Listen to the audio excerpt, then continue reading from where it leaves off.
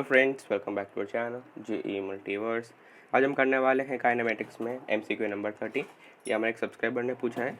तो ये क्वेश्चन काफ़ी लॉजिकल सवाल है और मोस्टली लोगों का आंसर मैच नहीं होता। तो सबसे पहले अगर मैंने इसमें कोई ऑप्शन टिक भी नहीं किया, अगर आपको खुद ट्राई करना है तो खुद ट्राई कर लीजिए और बाद में सोल्यूशन देख लीजिए, या तो जिसका डाउट है वो आगे कंटिन्यू कर सकता है। ठीक है, तो सबसे पहले क्वेश्चन पढ़ लेते हैं। क्या बोला गया है कि 7 बॉयज़ क्या होता है, जो पानी में फ्लोट कर सकते हैं, ऐसे ऑब्जेक्ट होते हैं। कौन से और कितने ऑब्जेक्ट्स है? ABCDEFG 7 ऑब्जेक्ट्स है। ठीक है, और क्या बोला गया है? Are released in a lake at regular intervals. ठीक है, ये इंपॉर्टेंट है, regular intervals in a manner to make a square pattern as shown in the figure. The buoys ACEG are on the vertices, यानी कि ये square के vertices में है, और बाकी जो है buoys BDF are the midpoints of the side of the square. ठीक है, बाकी 3 है वो मिड पॉइंट रखे गए हैं। ठीक, if the boys were released in a uniformly flowing river in the same manner, the boy G falls on A, what pattern would they make in a river. तो ये जो लास्ट लाइन है, if the boys were released in uniformly flowing river in the same manner, the boy G falls on A, इसका मतलब क्या हुआ? ठीक है, और पहले जो स्क्वायर बना रहे थे उसमें रिवर नहीं थी, तो आंसर है नहीं। तो मैं क्वेश्चन समझा देता हूँ क्या कहना चाह रहे हैं कि पहले एक स्टिल वाटर में, स्टेशनरी स्टिल वाटर बोल दो, कुछ भी बोल दो, स्टिल वाटर में उन्होंने क्या किया, ये मान लो ये स्टिल वाटर, इस पर कोई वेलोसिटी नहीं है वाटर की, एकदम स्टिल है। ठीक है, कांस्टेंट है, वाटर मूव नहीं कर रहा। तो उसमें क्या उसमें क्या हुआ कि सबसे पहले ए रखा, फिर टाइम इंटरवल टी के बाद फिर इधर बी रखा, फिर टाइम इंटरवल सी के बाद सी रखा इधर। ठीक है, तो मैं अच्छे से बना देता हूँ थोड़ा। पहले सबसे पहले इमेजिनरी स्क्वायर बना दो, ऐसे ऐसे इमेजिनरी स्क्वायर बना दो इधर। ठीक है, ऑफ साइड लेंथ L मान लेते हैं, और उस इमेजिनरी स्क्वायर पे सबसे पहले A रखा, फिर टाइम टी पास होने के बाद B रखा इधर। ठीक है, वो B कहाँ पे रखा? मिड पॉइंट पे। फिर टाइम टी पास होने के बाद C रखा, C कहाँ पे रखा? C रखा कॉर्नर पे। ठीक है, तो इधर C रखा, फिर टाइम टी पास होने के बाद इधर मिड पॉइंट पर E रखा, फिर टाइम टी पास होने के बाद इधर E रखा, फिर टाइम टी पास होने के बाद इधर F रखा, और वापस टाइम टी पास होने के बाद इधर G रखा। और ये G जो रखा है वो A से L डिस्टेंस पे है, और C जो रखा है वो A से इधर भी L डिस्टेंस पे, और E जो रखा है वो भी C से L डिस्टेंस पे। तो ये स्टिल वाटर की बात हो गई। अभी हमको पूछ रहे हैं कि अगर यूनिफॉर्मली रिवर में अगर डाल दिया जाए जिसकी वेलोसिटी कांस्टेंट है। ठीक है, अभी सेकंड पार्ट क्या पूछ रहे हैं, ये तो हमने सिनेरियो दे दिया एक। सेकंड पार्ट पूछ रहे हैं कि अगर एक रिवर की वेलोसिटी v हो, और हम उसमें इमेजिनरी स्क्वायर मान ले, और फिर वापस हम वही चीज़ करें जो ऊपर की थी, यानी कि A रखा, फिर टाइम टी के बाद B रखा, फिर टाइम टी के बाद C रखा, तो ऐसा तो नहीं होगा कि वो एक ही जगह पे रहेंगे। तो A पहले रख रहे तो A आगे मूव हो जाएगा। ठीक है, A आगे मूव हो जाएगा। ठीक, अच्छा, फिर टाइम टी के बाद, ठीक है, ये लोग आगे मूव होंगे, मैं दिखा नहीं रहा हूँ अभी। और फिर क्या बोल रहे हैं कि हम जो लास्ट में G रखते हैं, तो क्या होता है कि बॉय G फॉल्स होने, यानी कि जब हम G रखते हैं तब ए जो अपना है बॉय, वो इतना डिस्टेंस ट्रैवल करके जी के ऊपर आ जाता है। ठीक है, मतलब जी के नज़दीक आ जाता है। तो फिर से समझा देता हूँ कि सबसे पहले हमने ए रखा, ठीक है, फिर वापस बी सी डी सब कुछ रखते गए, और जब हमने जी रखा तब हमने क्या ऑब्जर्व किया, जब हमने जी पुट किया सबसे लास्ट में, तब हमने क्या ऑब्जर्व किया कि ए जो है, ए की वेलोसिटी है, तो उसको वो एल डिस्टेंस ट्रैवल करके एग्जैक्टली जी पे ही आ गया है। ठीक है, समझ में आ गया? फिर से समझा देता हूँ एक और बार कि जब हमने लास्ट में ऐसे रखा ABCDEF, और लास्ट में हमने यूनिफॉर्म एक स्क्वायर माना है, उसमें हमने फिर जी रखा, तो वेलोसिटी है कुछ, तो जब अपने जी रखते हैं उसी इंस्टेंट पे ए जो है वो इतना डिस्टेंस ट्रैवल करके इधर जी पे पहुंचता जाए, क्योंकि ए सबसे पहले रखा था, तो इतना टाइम मिल गया उसे कि इतना डिस्टेंस ट्रैवल कर ले, क्योंकि वेलोसिटी कुछ है रिवर की। ठीक है, तो ये चीज़ आपको समझ में आ जानी चाहिए अभी तक। अब बात है कि अब कौन सी पैटर्न बनाएंगे। ठीक है, तो जीके रखने के बाद सब कोई पोजीशन अज्यूम कर लेंगे, और फिर सब कांस्टेंट वेलोसिटी v से मूव करेंगे, तो फिर बाद में पैटर्न चेंज नहीं होगी, क्योंकि सबकी वेलोसिटी v आ चुकी होगी। ठीक है, तो अगर आपको ऐसा लगता है कि ये जी तो इधर आ गया, फिर b उसी टाइम पे इधर आ चुका होगा, फिर सी उसी टाइम पे कुछ इधर आ चुका होगा, तो आप बोल सकते हैं कि अंदर से लगाना हो तो ये ए और बी लगा सकते हैं। ये तो नहीं आ सकता, क्योंकि ये क्या होगा, बी कम डिस्टेंस ट्रैवल करेगा ना इसे, तो ये तो नहीं आ सकता। तो अगर आपको तुक्का लगाना है तो आप ये लगा लोगे, ठीक है। पर ये क्वेश्चन सबको बीट कर देगा, ये गलत और आंसर क्या हो जाएगा, डी ऑप्शन, ठीक है। तो ये इसको देखते कैसे ये हुआ, डी ऑप्शन कैसे आया इधर। तो फिर से हम क्या करेंगे, इमेजिनरी स्क्वायर बना लो, बेस्ट मेथड ये। अगर हम रिवर में जाए, ये रिवर है बड़ी सी थोड़ी, ठीक है, और वो वेलोसिटी v से मूव कर रही है इधर, ठीक। अभी क्या हो रहा है, फिर से इमेजिनरी हम स्क्वायर मान लेते हैं एक अच्छा सा, जिसकी साइड लेंथ है l, ठीक है, इसकी साइड लेंथ l है। पहली बार हमने a रखा, फिर टाइम t के बाद b रखा, फिर टाइम t के बाद c इधर रखा, फिर टाइम t के बाद d इधर रखा, फिर टाइम t के बाद e इधर रखा, और फिर टाइम t के बाद f इधर रखा, और फिर टाइम t के बाद g इधर रखा। अभी आप खुद सोचो कि a को कितना टाइम मिला टोटल, जब हम g रख रहे हैं तो a को g रखने तक कितना टाइम मिला। तो एक ये कितने 60 टाइम मिला a को, जब तक हम g रख रहे हैं तब तक a 60 टाइम के लिए पानी में ही है, ठीक है। तो 60 टाइम के लिए a पानी में ही है जब तक हमने g को रख रहे हैं, और रिवर की वेलोसिटी v है। तो 60 टाइम में वो कितना डिस्टेंस ट्रैवल करेगा a अपना, ये कितना डिस्टेंस ट्रैवल करेगा 60 टाइम में, v इंटू 60 ट्रैवल करेगा, ठीक है, क्योंकि 60 टाइम के लिए वो पानी में है और बाद में हमने g को रखा है। और एक चीज़ बोले कि बॉय जी फॉल्स ऑन, यानी कि ये जो डिस्टेंस ट्रैवल करता है वो एग्जैक्टली जी पे आके अटक जाता है, यानी कि हम ये लिख सकते हैं कि v इंटू 60 क्या हो जाता है, l हो जाता है, ठीक है। ये चीज़ आपको अगर समझ में आ गई तो आगे का क्वेश्चन सॉल्व हो जाएगा। फिर से समझा देता हूँ कि जब हमने ए को पानी में रखा, तब जी को रखने तक उसने कितना टाइम इंटरवल मिला, 60 टाइम इंटरवल मिला, और उतना कितना डिस्टेंस ट्रैवल करेगा 60 टाइम इंटरवल में, v इंटू 60 ट्रैवल करेगा। और हमको बोला कि बॉय जी फॉल्स ऑन ए, यानी कि ए जी पे ऊपर आ जाता है, यानी कि ए को एल डिस्टेंस ट्रैवल करना पड़ेगा जी तक आने के लिए।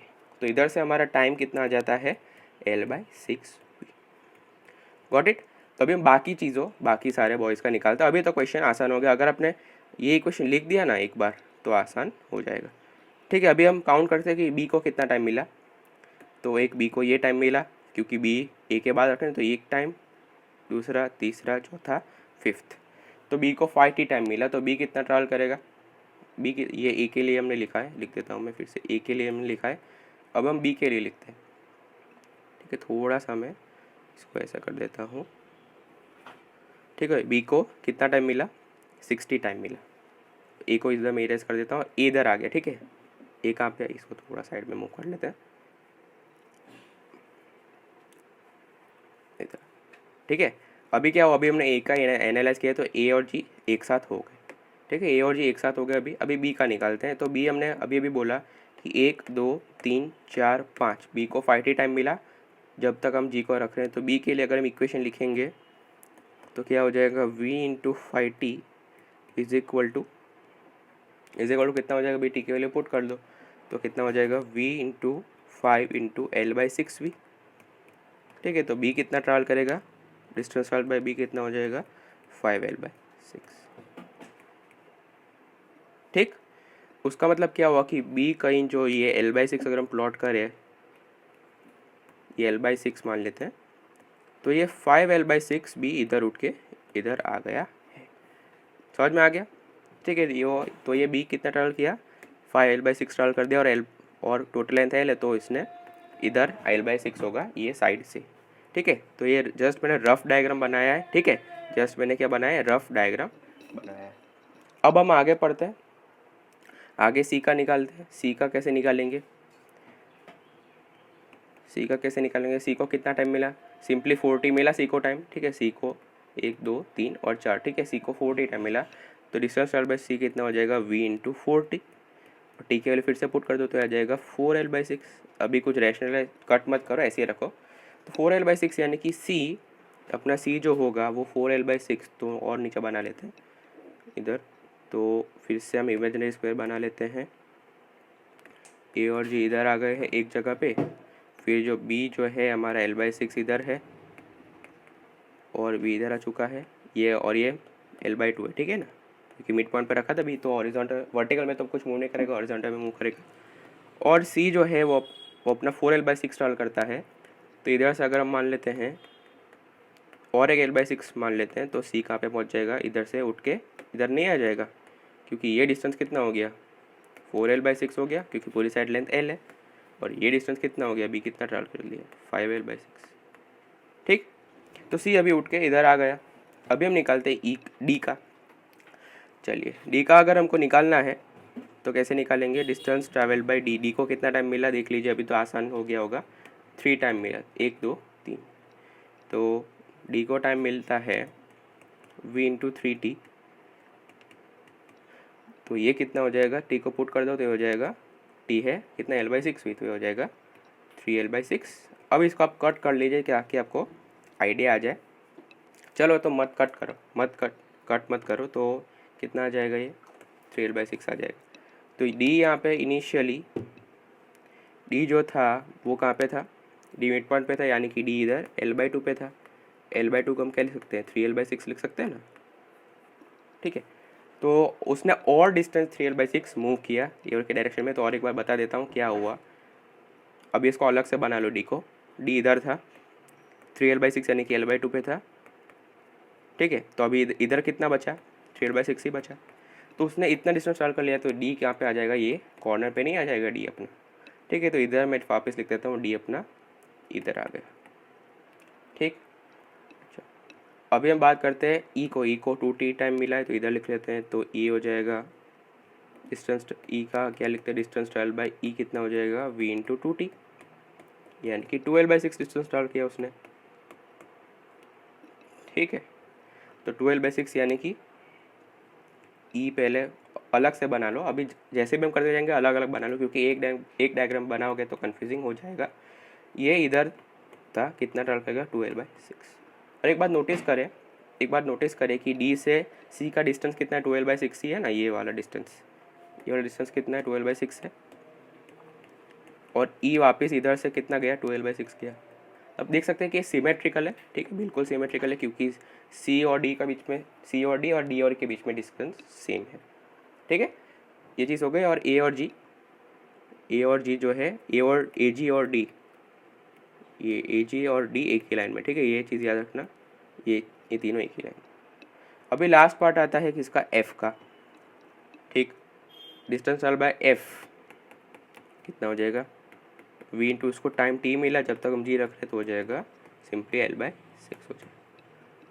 ठीक है, तो l/6 यानी कि फिर से अलग से बना लेते हैं। f इधर था, उसने इधर l/6 डिस्टेंस ट्रैवल कर लिया। ऑलराइट, तो अब देख सकते हैं कि f मिड पॉइंट पे था इससे, तो b के एग्जैक्टली लाइन में ही होगा।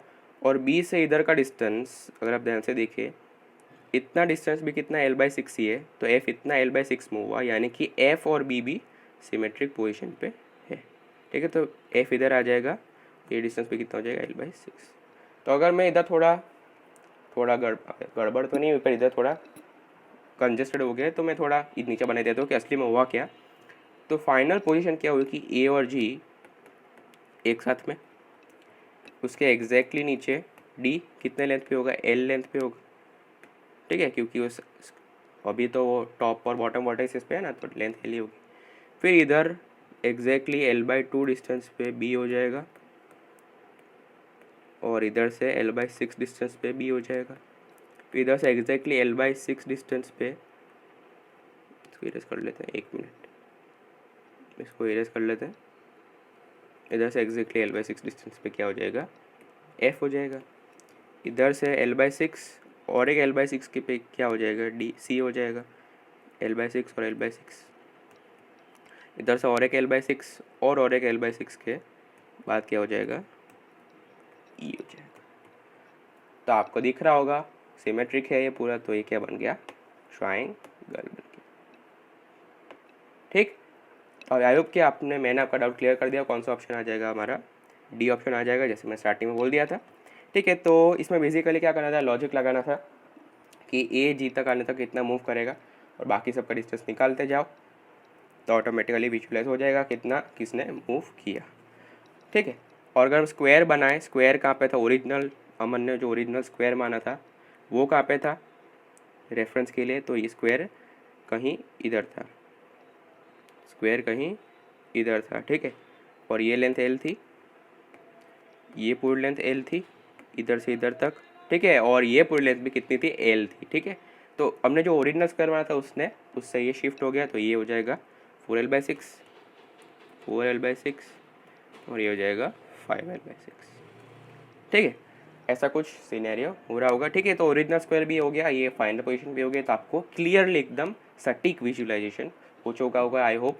तो आपको वीडियो पसंद आया होगा तो ज़रूर लाइक और शेयर कीजिए, और फटाफट से हमारे 500 सब्सक्राइबर्स का नेक्स्ट टारगेट है, फटाफट से लाइक और शेयर करके कर दीजिए, और सब्सक्राइब करना मत भूलना। Meet you in the next video.